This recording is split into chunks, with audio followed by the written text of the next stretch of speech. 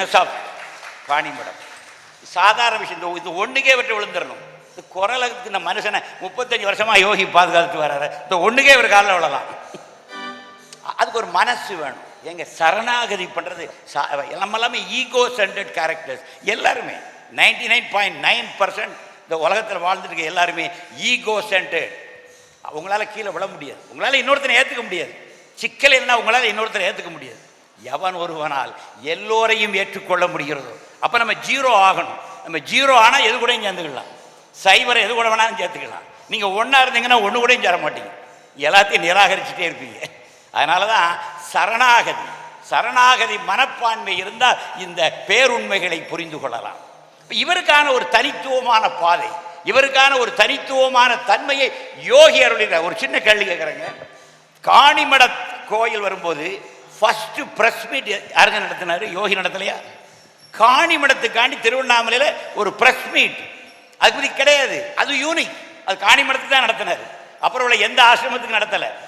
அந்த press meet பகவானே சொல்லி நடத்தி அந்த பிரஸ் மீட்டில் ஐயா பேசின வீடியோ இன்னைக்கு இருக்கு. அப்புறம் நல்லா இளமையாக அழகாக இருப்பார். அந்த வீடியோ இருக்குது. நம்முடைய திருச்சூர் டாக்டர் ராதாகிருஷ்ணன் அவர் பேசுவார். அவங்கள்ட்ட விஜயலட்சுமி அம்மா, நான் பார்த்த வீடியோ அன்னை விஜயலட்சுமி அம்மா பேசுகிறது, ராதாகிருஷ்ணன் பேசுகிறது, நீங்கள் பேசுகிறதெல்லாம் அடியன் கொஞ்சம் வாட்ச் பண்ணேன். அந்த இதில் வந்து பகவான் அப்படி எல்லாத்தையும் நடத்திட்டு அப்படி வேகமாக வருவார் பார்க்கணும். அந்த நிருபர்கள்லாம் இருக்கிற இடத்துல இன்னைக்கு அந்த வீடியோ பார்த்தாலும் அப்படியே புல்லரிக்குது. அப்போ பகவான் இந்த காணிமடம் வருவதற்கு முன்னாடியே திருவண்ணாமலையில் வச்சு ஒரு பிரஸ் மீட் நடத்துறாரு. இப்போ புரியுதா யோகி எவ்வளோ பெரிய இம்பார்ட்டன்ஸ் காணிமடத்துக்கு கொடுத்துருக்கிறார். அதை விட அடுத்த பாயிண்டை பாருங்க. சவுந்தரா கைலாசம். நீங்கள் காணிமடம் பற்றி பாட்டு எழுதுங்க. எத்தனை பேரை சாமி ரெக்கமெண்ட் பண்ணியிருக்காரு தெரியுமா? காணிமடம் பேரில் பாட்டு எழுதுங்க, காணிமடத்துக்காக பாட்டு எழுதுங்கன்னு பகவான் யோகிராஜ்குமார் கேட்டார். அதுதானே சங்கராஜலையாவை எழுத வச்ச பாட்டு, கடல் அலைகள் காலரம்ப. அது என்ன அற்புதமான பாட்டு. நம்ம சங்கராஜலையாவை பாட வச்சார்ல, அவர் ஒரு என்கிட்டே சொல்லிக்காரு. ஐயாவே நான் கடைசி காலத்தில் அவர் வீட்டில் போய் 3 முறை பார்த்தேன். ஏதோ ஒரு திருமண கார்டுக்கு பின்னாடி தான் சங்கர் எழுதியிருந்தேன். அந்த பாடே கம்ப்ளீட் ஆகலை. சுவாமி எழுத சொல்லியிருந்தாரு. நான் லாட்ஜுக்கு போய் எழுதிட்டேன். ரஃபாக தான் எழுதியிருந்தேன். 4 மணிக்கு போனோன்னே சங்கராஜர் வாரிஸ் சாங் சொல்லிட்டாரான். சுவாமி it is not bring it read it சொன்னாரான், பாடுன்னு சொன்னாரான். இது போதும் சொல்லிட்டாரான். அவர் முடிக்கவே இல்லையா, இது போதும் சொல்லி அதை சுவாமி எப்படி பாருங்க. ஒரு காணிமடத்துக்காக திருவண்ணாமலையில் ஒரு பாடலை இயற்ற வைக்கின்றார் பகவான் யோகி. இது மாதிரி ஏன் நடந்திருக்குதா? இதுதான் காணிமடத்தினுடைய மகாத்மியம்.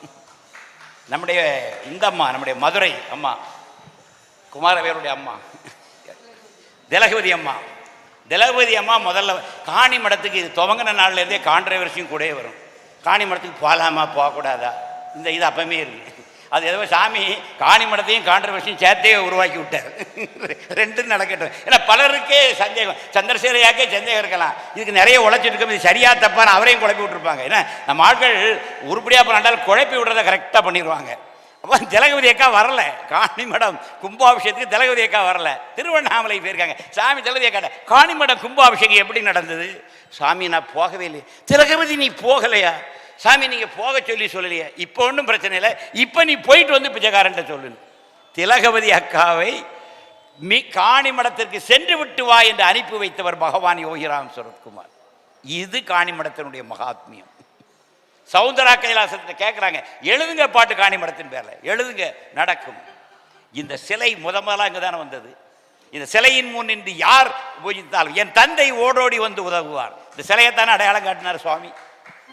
இந்த யூனிக்னஸ், இந்த தனித்துவங்கள், இது காணிமடம். இது என்றைக்கு இது வரலாறு சார். இதை யாரும் அழிக்க முடியாது, யாரும் மறைக்க முடியாது. இதெல்லாம் வரலாறு. சுவாமி எழுதி வச்சுட்டு போனது. அதனால தான் சொல்கிறேன், அடுத்த தலைமுறை ஏன்னா அபிமன்யுங்களெல்லாம் அடிக்கடி கேட்குறது தான், இதை விட்டுறக்கூடாது. இது ஒரு mission. This is father's mission. இது கண்டினியூ ஆகணும். Father to son, son to grandson, grandson to great grandson. இது தொடரணும். இந்த பாரம்பரியத்தை நம்ம விட்டுறக்கூடாது. எத்தனை 1000 ஆண்டுக்கு நான் வருவேன். காணிமடத்தினுடைய 1000வது ஆண்டு விழா நடக்கும், அதுக்கு நான் வருவேன். வேற ஒரு ஜென்மம் எடுத்து வருவேன். ஒரு நாயா கூட வந்து இங்கே நிற்பேன், உங்களை கவனிப்பேன். அப்போ நீங்கள் அந்த விழாவை பிரமாதமாக நடத்தணும். ஒரு நாய் ரூபத்தில் அங்கே வந்து நிற்பேன். நீங்கள் போடுற பிரசாதத்தை அப்படி கொஞ்சம் சாப்பிட்டுட்டு நான் ஓடுவேன், வாலாட்டிக்கிட்டே போவேன் சந்தோஷமாக. உண்டு, நான் இப்போ சாமிகிட்ட வேண்டுறேன். 1000 வருஷங்களுக்கு ஒரு நாய் பிறவித்தாங்க. காணிமடத்தினுடைய 1000வது ஆண்டு விழாவில் நான் கலந்து கொள்ள வேண்டும், இது சுவாமிகிட்ட நான் வேண்டுவேன் என்றால் இதனுடைய யூனிக்னஸ் எங்கேயும் பாரதத்தில் எங்கும் இல்லாத தனித்தன்மையோடு உதித்த ஒரு தலம் இந்த தலம். இது போக நான் 2 வீடியோ கேளுங்க, 7ஆம் நம்பரு அது நிறைய பேசியிருக்காரு. அன்றைக்கு சுவாமி இன்னும் ஒரு அதிசயம் சொல்கிறேன் சார். இவங்க என்னையும் காணிமடம் பற்றி விசிறி சங்கர் கொஞ்சம் பேசணும் வாங்கன்னு சொல்லிட்டாங்க. ராத்திரி கொண்டு போய் ஒரு ரூமுக்குள்ளே தள்ளிட்டாங்க. எனக்கு ஒன்றும் புரியலை. நான் ஒரு குறிப்பும் எடுக்கலை. இப்படி தான் மைக்கை கையில் விட்டாங்க, ரெக்கார்டிங் தேட்டர். சரி பாலகிருஷ்ணன் நீங்கள் பேசுங்கன்னு சொன்னீங்க. என்னடா பாலகிருஷ்ணன் கொஞ்சம் பேசினா அதில் 2 பாயிண்ட் எடுத்து நம்ம அதை டெவலப் பண்ணலாம் பார்த்தா பாலகிருஷ்ணன் நீ பேசுங்கன்னு சொல்லிட்டாரு. எல்லாரும் என்னை தள்ளி விட்டாங்க. நான் தான் முதலாக ரெக்கார்டிங் தேட்டருக்குள்ளே போகிறேன். இவர் அங்கே நிற்கிறாரு. எல்லாம் என்ன ஸ்டார்ட் கையை காட்ட நான் ஸ்டார்ட், அவ்வளோதான். ஸ்டார்ட் பண்ணிவிட்டு போது அது போயிட்டே இருக்கு. டப்புறம் ஒரு கடை முடிஞ்சு அவர் கையை காட்டினா முடித்தான். அதில் சட்டையை மாற்றினேன், வேற ஒரு சட்டையை போட்டேன். செகண்ட் பார்ட் எனக்கு முடியலை, இல்லை இன்னும் கொஞ்சம் இருக்குன்னு சொன்னேன். நீங்கள் கொஞ்சம் ரெஸ்ட் எடுத்து அடுத்தால சொல்லுங்க. அவன் அசந்துட்டான் சார். அப்படியே ஃப்ளோ போகுது.